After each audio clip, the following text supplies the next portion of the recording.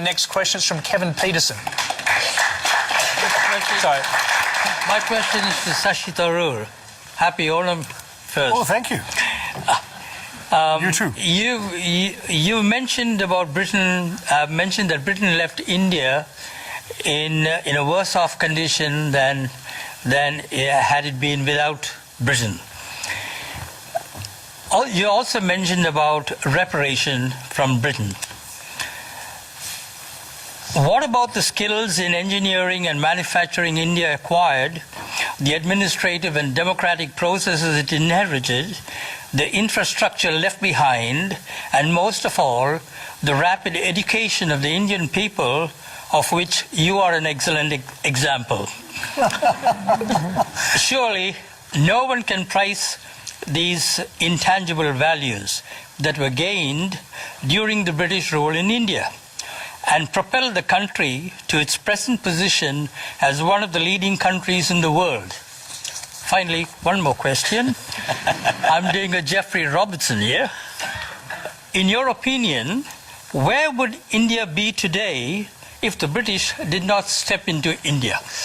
Oh, there's a lot there. It'll take the rest of the program to answer. I'll try and touch on it. But this is almost like the American saying to the widow of the American president, apart from that, Mrs. Lincoln, how did you enjoy the play? You know, really, the British came to one of the richest countries in the world, accounting for 27% of global GDP in 1700, 23% in 1800, and over 200 years of exploitation, depredation, loot and destruction, reduced it to a poster child for third world poverty, just over 3% of global GDP, 90% of the population living below the poverty line when the British left in 1947, a literacy rate, you speak of education, a literacy rate below 17%, and a life expectancy of 27. The growth rate of British India from 1900 to 1947 was 0.001%. That's what they were doing while draining the country of taxes and resources. Education, my gosh, the British, the last thing they wanted to do was invest in educating Indians. Will Durant, the American historian traveling in India as late as 1930, pointed out that the entire expenditure of the British on education in India, from the nursery level to the highest universities, was less than half the high school budget of the state of New York. All the Indian institutes of technology, the engineering achievements you're talking about, were established after independence by the government of India.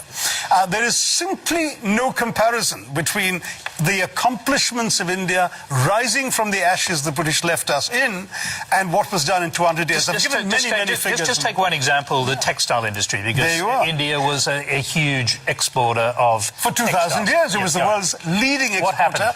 In fact, in the Roman Empire, there are debates recorded by Pliny the Elder of Roman senators complaining about the amount of the Roman Empire's gold that was being sent off to India because of the tastes of Roman women for Indian muslins, linens, and cottons.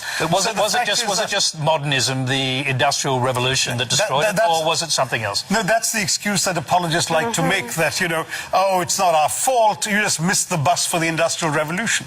Well, we missed the bus because you threw us under its wheels, is what I tell the Brits. I mean,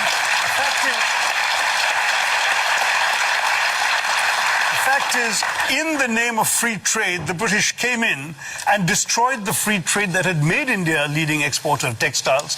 The British soldiers smashed the looms so people couldn't practice their craft. They imposed punitive duties and taxes on the export of Indian textiles while lifting duties on the import of British cloth. And they achieved a captive market at the point of a gun. This is not exactly free trade, as you can imagine. Cities like Murshidabad and Dhaka in the subcontinent were depopulated. In one notorious incident, weavers had their thumbs cut off, so when the looms were repaired, they couldn't weave again. Textiles were systematically destroyed as an industry by the British, and that's only one example of many. Well, I'm going to quickly go back to a question now, Kevin. Do you accept that perhaps the British weren't quite as benign as you've just suggested? Please read the book, Kevin. There's a lot more there to say. I've got the book. I'll bring Laurie in here. He gave a speech along these lines to the Oxford Union, got wild applause from the students and others sitting around the Oxford Union Hall.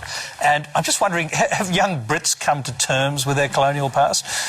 No, we haven't at all. Young Brits of every class have no idea about our colonial past, and that is being deliberately done. We are deliberately denied or kept away from education about the graphic facts of what the British did around the world, including in this country, to the people of this country.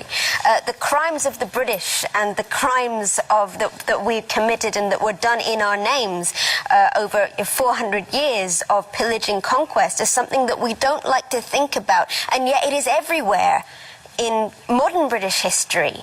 When people talk about Brexit, it's stunning to me that if you ask British people who voted for Brexit what their major fear is, their fear is that people will come to our country and take our things. And That's exactly. Why?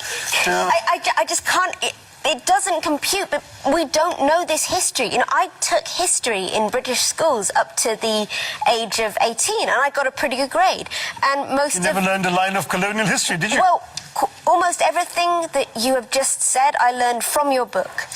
I'm just going to throw quickly back to Shashi because, one of the great heroes of the Second World War, in fact, of the 20th century, Winston Churchill, you've basically accused him in your book of complicity in a famine that killed 4 million Bengalis. Rightly so. 4.3. I mean, Churchill personally took the decisions that actually not only plunged Bengal into starvation, but had the British actually purchase grain that the Bengalis could barely afford to buy in order to ship it to Europe, not to aid the war effort as his defenders claim, but to boost the buffer stocks in the event of a future possible invasion of Greece and Yugoslavia.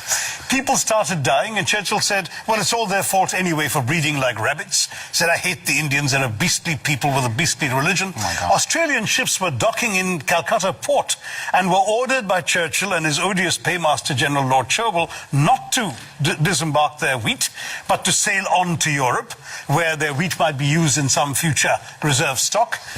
On top of that, when conscience-stricken British officials... Yes, I was going to say, did Churchill know people would die? Yes, conscience-stricken British officials are constantly sending memoranda to the Prime Minister personally, because it was his decision, saying that people were dying literally on the streets, and all Churchill could bring himself to do was write peevishly on the side of the file, why hasn't Gandhi died yet? Wow. And this is the man the British want us to hail as an apostle of freedom and democracy, when he has as much blood on his hands as some of the worst genocidal dictators of the 20th century.